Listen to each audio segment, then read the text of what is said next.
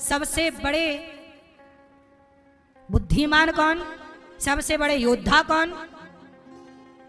भीष्म पितामह के बाद दूसरे नंबर में कोई योद्धा था तो गुरु द्रोणाचार्य। बोलो, ये दोनों एक ही गुरु के चेला हैं। गुरु द्रोणाचार्य और भीष्म पितामह, इन दोनों के गुरु कौन हैं? परशुराम जी। ये दोनों एक ही गुरु के शिष्य हैं। तो सबसे अधिक शक्तिशाली पितामह, दूसरे नंबर ये गुरु द्रोणाचार्य वो हैं जिन्होंने अर्जुन को धनुष पकड़ना सिखाया है।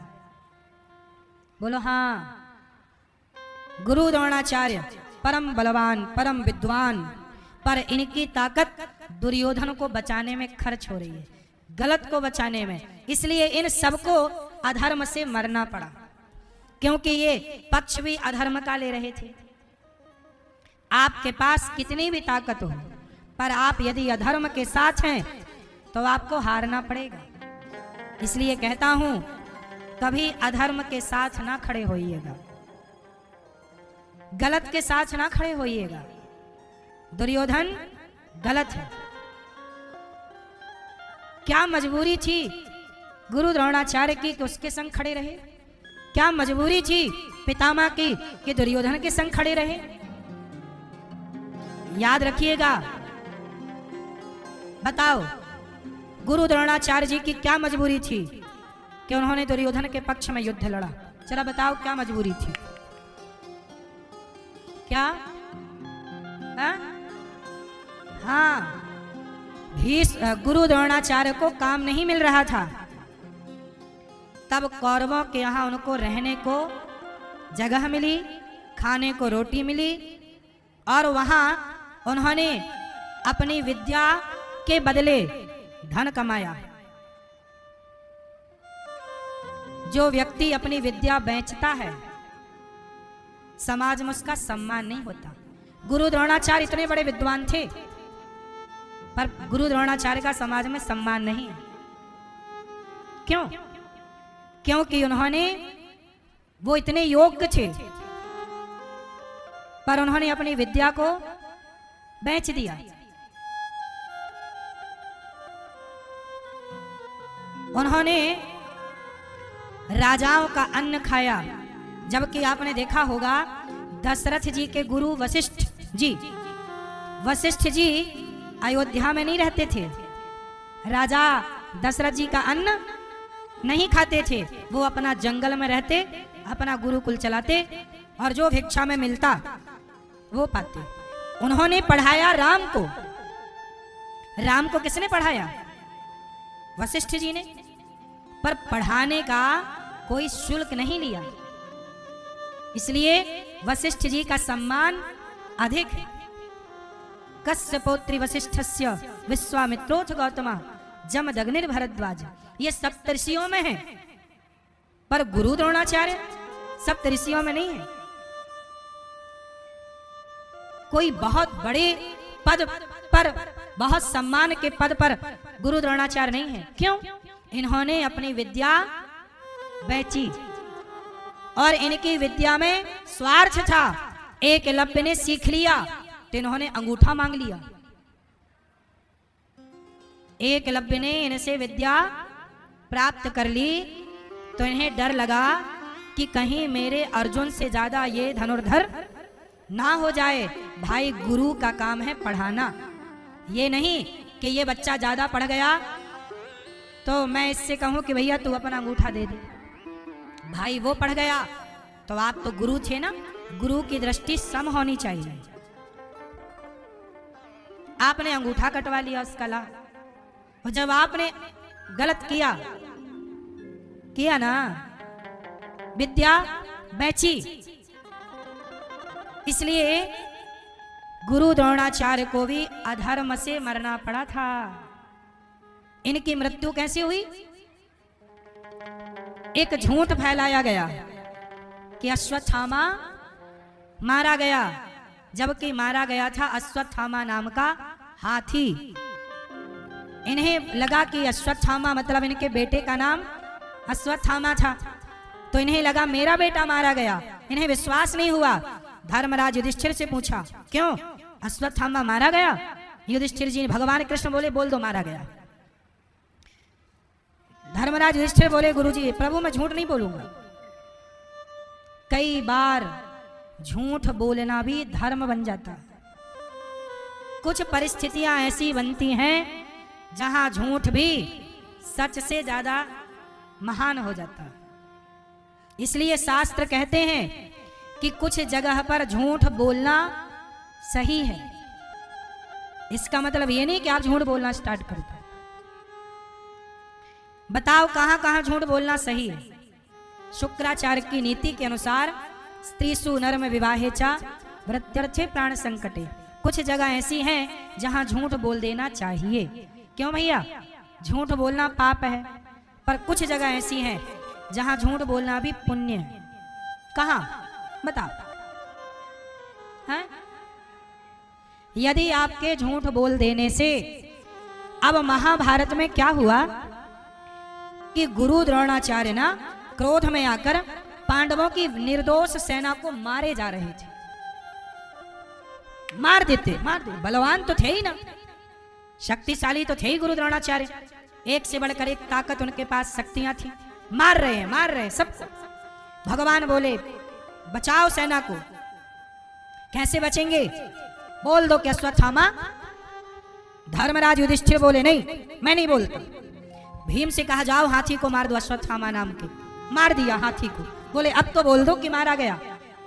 गुरु द्रोणाचार्य ने सुना कि अश्वत्थामा मारा गया। धर्मराज बताओ मारा गया? तब धर्मराज ने कहा अश्वत्थामा मारा गया, पर बाद में बोल दिया नरोवा कुंजरोवा। तब तक भगवान ने शंख बजा दिया तो सुनाई नहीं पड़ा गुरु द्रोणाचार्य को। धर्मराज ने यह बोला कि हाथी मारा गया कि नर मारा गया, ये आप समझो। अब गुरु द्रोणाचार्य ने पुत्र के वियोग में छोड़ दिया धनुष बाण। तब आया धृष्टद्युम्न, और धृष्टद्युम्न ने गुरु द्रोणाचार्य की हत्या कर दी, सिर काट दिया। क्यों? अधर्म से मारे गए गुरु द्रोणाचार्य। क्यों मारे गए? क्योंकि इन्होंने भी किसी का अंगूठा मांगना ये धर्म था क्या? जब आपने अधर्म किया है तो आपके संग भी अधर्म होगा, तैयार रहिएगा। आप कोई भी क्यों ना हो, लाख आंख से देख रहा है, तुझे देखने वाला ईश्वर की आंखों से कोई बचा कि आप बचोगे? इसलिए साहब धर्म ना गवाना। गुरु द्रोणाचार्य मारे गए, अधर्म से मारे गए, और समाज में इतना सम्मान नहीं मिला जितने सम्मान के वो योग्य थे। क्यों नहीं मिला? द्रौपदी की साड़ी उतारी जा रही थी, गुरुजी बैठे थे। आज यहां पे कोई लड़का किसी महिला के कपड़े उतारने लग जाए तो आप लोग ही उसे 2-4 थप्पड़ मार दोगे? बोलो हाँ। और आप लोग नहीं मारोगे तो मैं मारूंगा 2-4 थप्पड़ उसको। जब मैं कलयुग का सामान्य सा प्राणी एक महिला का अपमान अपनी सभा में नहीं देख सकता, तो गुरु द्रोणाचार्य के सामने जब एक नारी का अपमान हुआ और आपके पास सामर्थ्य थी तो आपने क्यों नहीं रोका गुरुजी? क्यों नहीं आपने द्रौपदी की रक्षा की? क्यों? क्योंकि आपने दुर्योधन का अन्न खाया है। इसलिए कहता हूं साहब, किसी का एहसान मत लीजिएगा, किसी का एहसान मत लीजिए, क्योंकि एहसान करके लोग ज्यादा कीमत वसूलते। दुर्योधन ने उपकार कर दिया कर्ण पर, एहसान कर दिया, कर्ण को अंग देश का राजा बना दिया, और उपकार करने के बाद सारी जिंदगी दुर्योधन कर्ण को अपनी उंगलियों पर नचाता रहा। बोलो हाँ। कर्ण को भी पता था कि दुर्योधन गलत है, फिर भी साथ देना पड़ा क्योंकि आपने उसका नमक खाया। कहता हूं मेहनत की रोटी खाओ, गरीब हो तो मेहनत करके गरीबी से लड़ो, किसी के आगे गिड़गिड़ाओ ना, दुनिया एहसान करती है एक बार और सारी जिंदगी गाएगी कि देखो हमने तुम पर एहसान किया, हमने तुम पर उपकार किया। लोग बिक जाते हैं आजकल, आजकल लोग बिक जाते हैं, स्वाभिमानी लोग रहे नहीं। स्वाभिमान द्वापर में ही नष्ट हो गया तो कलयुग में क्या रहेगा।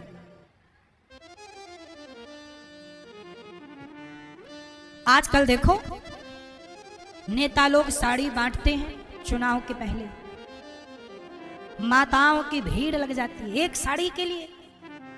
100 रुपया की साड़ी के लिए तो मर जाती हो। 100 रुपए में तुम्हारा स्वाभिमान बिक गया। देखा कि नहीं आप लोगों ने? कोई सोना भी बांटे तो हमें क्या, हमारी मेहनत का हम लेंगे। कोई सोना बांटे चांदी बांटे हम नहीं जाते लेने, हम मेहनत करके कमाएंगे वो हमारा है। तुम बांटोगे हमें नहीं चाहिए। स्वाभिमानी बनो साहब, ऐसे तो लोग तुम्हें 100 रुपए 1000 रुपए में खरीद लेंगे। आज साड़ी दी किसी ने, कल तुम्हें कोई सोने की अंगूठी दे, आप कहो वाह मेरे पड़ोसी ने मुझे सोने की अंगूठी। ये बताओ कि कोई तुम्हें क्यों देगा सोने की अंगूठी? और देगा तो बदले में कुछ लेगा, और जब लेगा तो आप मना कर पाओगे क्योंकि आपने उससे लिया है। इसलिए किसी से कुछ लेने की जरूरत नहीं। तुम्हारा पति तुम्हें फटी साड़ी दे वो स्वीकार करो, और दुनिया तुम्हें कुछ भी दे, पति के स्वाभिमान के साथ रहो, पति के सम्मान के साथ रहो। हम गरीब हैं इसका मतलब ये नहीं कि आप हमें खरीद लोगे। आज हमारा समय अच्छा नहीं है इसका मतलब ये नहीं कि आप हमें पैसों से खरीद लोगे। साहब बिक गया जो, वो कहां पुरुष और कहां स्त्री। बिकते तो धंधे वाले लोग हैं, तुम बिक गए मतलब धंधे वाले हो। इसलिए अपने को ना बेचो, अपनी आत्मा को ना बेचो, अपने स्वाभिमान को जिंदा रखो।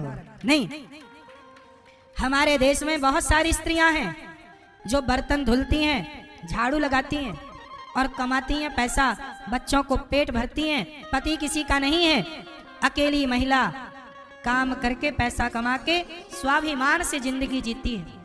बोलो हाँ, स्वाभिमानी है, कमाती है, खाती है, बच्चों को पढ़ाती लिखाती है। ऐसी महिलाएं भी हैं।